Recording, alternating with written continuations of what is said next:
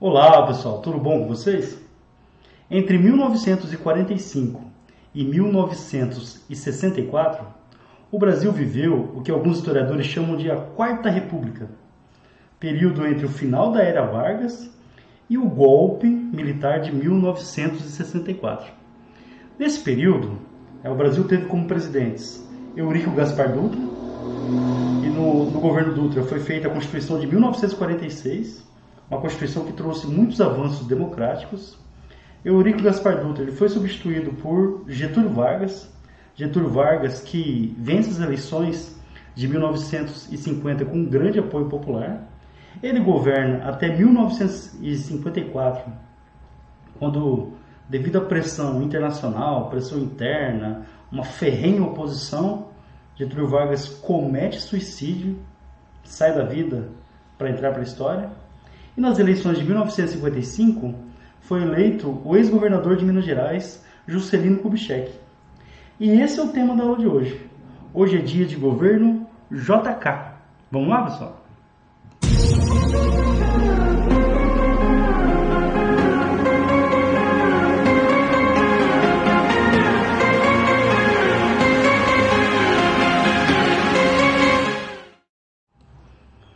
Tá aí o nosso Juscelino Kubitschek com a sua faixa presidencial. Tá, pessoal? Lembrando que ele tem um lema, né, que é o desenvolvimentismo. Então, no período do governo dele, o Brasil vai passar por um grande crescimento econômico, porém, o custo vai ser muito alto. Bom, vieram as eleições de 1955, quem eram os candidatos? Olha o UDN de novo. Juarez Távora concorreu pela União Democrática Nacional, teve 30% dos votos. Adhemar de Barros, pelo Partido Social Progressista, o PSP, 26% dos votos. Reparem nos percentuais, tá, pessoal? Plínio Salgado, Partido Representação Popular, o PRP, 8% dos votos. E o nosso JK, Juscelino Kubitschek, pelo PSD e PTB, né, partidos que apoiavam Getúlio Vargas, ele teve 36% dos votos. Então reparem que ele não teve a maioria absoluta dos votos. Hoje em dia, por exemplo, nas eleições do Brasil, se o candidato ele não tem a maioria absoluta dos votos válidos, 50% mais um, tem segundo turno. Então, nessa época não era necessário, era a maioria simples. Então, o Juscelino Kubitschek ele foi eleito com uma diferença pequena em relação ao segundo colocado, que teve 30% dos votos.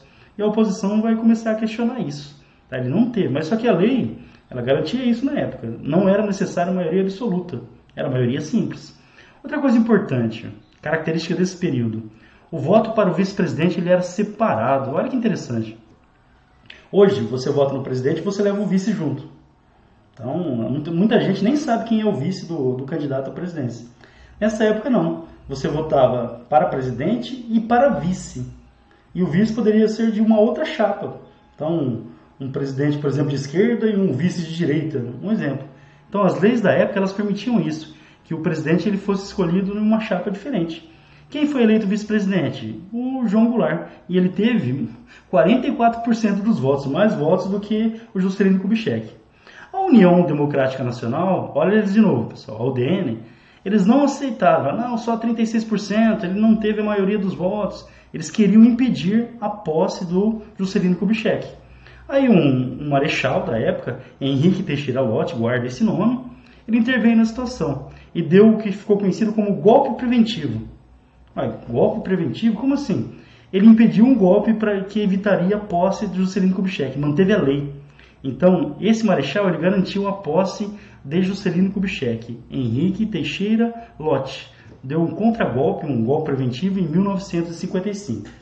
Bom, começa o governo JK e ele vai pôr em prática o seu desenvolvimentismo. Lembrando, né, pessoal, o projeto de Juscelino Kubitschek ele vai ser baseado no capital internacional, em investimentos externos, em empréstimos no exterior e a abertura da economia para empresas multinacionais. Então percebam que a política vai mudar muito em relação a Getúlio Vargas. Getúlio Vargas defendia uma política mais nacionalista, uma proteção do capital nacional, com empresas estatais atuando. Juscelino Kubitschek não, ele vai promover uma grande abertura econômica. Então nesse período, muitas empresas multinacionais vão começar a atuar no país. Empresas automobilísticas, empresas que fabricam carros, por exemplo, elas começam a atuar no país nesse período. promovendo sim um grande crescimento econômico, um grande desenvolvimento industrial. Aí o que vai cair no vestibular sobre o JK, que normalmente é o que cai. Ele tinha um lema: eu vou fazer o Brasil crescer o equivalente a 50 anos em um período de 5, que é o mandato dele. Lembrando, né, pessoal, que nessa época não tinha reeleição. O presidente governava por 5 anos e tinha que sair. Então o que o Juscelino Kubitschek prometeu? Eu vou fazer o Brasil crescer o equivalente a 50 anos em um período de 5. Para isso ele vai criar o seu plano de metas. Esse plano de metas, ele tinha 31 metas. Aí quais eram os setores que ele queria investir? O setor de energia, então são as prioridades, está tudo ali, ó. Prioridades: energia, construção de hidrelétricas, por exemplo, investimentos na produção de petróleo também. Transporte, atenção agora. O governo nessa época ele optou pela construção de estradas. E o Brasil, pelo menos na minha visão, ele errou a estratégia. O Brasil abandonou as ferrovias, que é um meio de transporte mais barato, mais eficiente, e investiu pesado na construção de rodovias. Então a gente optou pelo transporte rodoviário. Então, milhares e milhares de quilômetros de rodovias foram construídas nesse período aqui. A indústria pesada, outro setor prioritário. Lembrando que indústria pesada de base é a mesma coisa, é a produção de matéria-prima, de aço, por exemplo, na alimentação e na educação. Então, Juscelino Kubitschek, vestibular, 50 anos em 5. Como? Plano de metas, 31 metas. Prioridades: energia, transporte, indústria pesada, indústria de base, alimentação e educação. E o país registrou sim um crescimento industrial muito forte, chegando a 80%. Alguns números indicam até 100% de crescimento industrial no período. Lembrando, tudo financiado com capital externo, com empréstimos feitos no exterior. A meta 31 do plano de metas do Juscelino era a construção de Brasília. Lembrando, voltar um pouquinho na história, o Brasil ele teve 3 capitais na sua história. Salvador foi a primeira, a que foi instituída com a criação do Governo Geral do Brasil. Vou deixar o card no começo. Rio de Janeiro, na época da produção do ouro, então a capital foi transferida para o Rio de Janeiro no governo do Marquês de Pombal, e no governo de Juscelino Kubitschek vai ser construída a nova capital do Brasil, que é a capital atual, Brasília. Bom, qual que era a justificativa?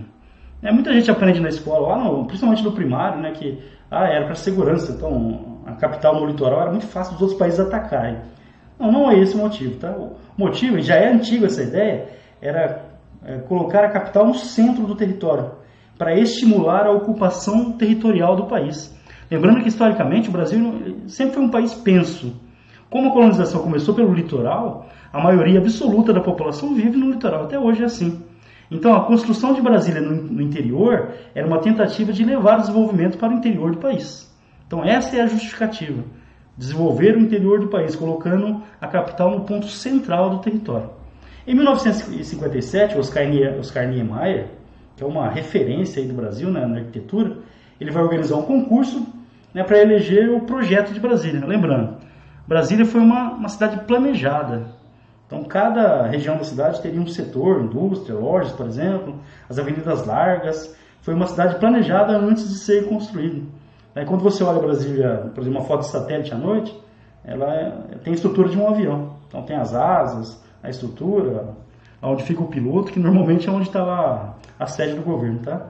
Quem venceu o concurso foi o urbanista Lúcio Costa. Tá? A construção vai começar em 1957 e o que o Juscelino queria? Que a construção terminasse dentro do governo dele.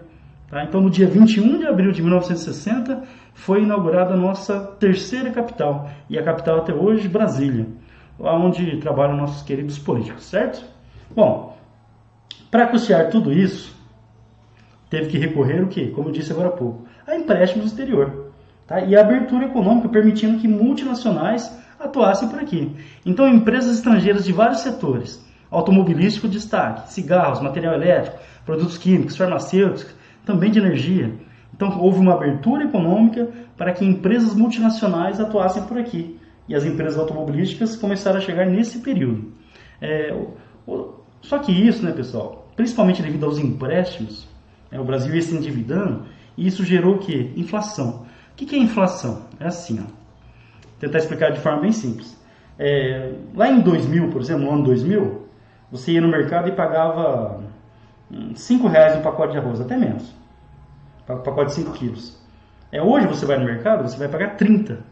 Ou seja, houve uma desvalorização da moeda.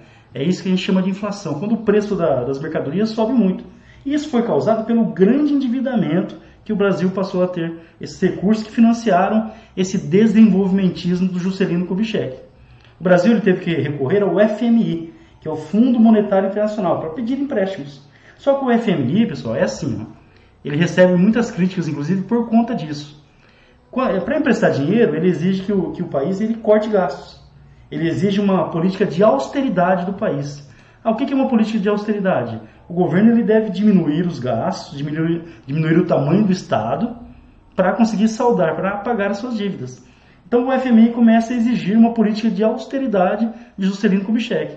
E normalmente esses cortes, o corte de gastos, ele é feito justamente nas áreas sociais, que atinge a população mais pobre. O Juscelino Kubitschek ele não aceitou a pressão do FMI e acabou rompendo com o FMI durante algum tempo. Só que isso não é legal porque o país perde o acesso a empréstimos. E o Brasil precisava de empréstimos nesse período. Então essa política econômica, desenvolvimentismo, grandes investimentos, o Brasil cresceu demais no período. Só que esse crescimento ele foi baseado num grande endividamento. E isso vai estourar no próximo governo. A inflação, o custo de vida aumentou muito. Então, no final do governo do Juscelino Kubitschek, a situação econômica do país está muito ruim. Tá? E quando o Jânio Quadros, que vai ser eleito presidente na próxima eleição, vencer, ele vai receber um país todo endividado, uma situação econômica muito ruim. Bom, pessoal, é isso. Esse foi o governo Juscelino Kubitschek. Lembrando, ponto crucial do governo dele, desenvolvimentismo. Plano de metas, 31 metas para desenvolver o país em setores prioritários. Grandes investimentos que foram baseados no capital internacional, levando ao endividamento do país com o FMI, por exemplo.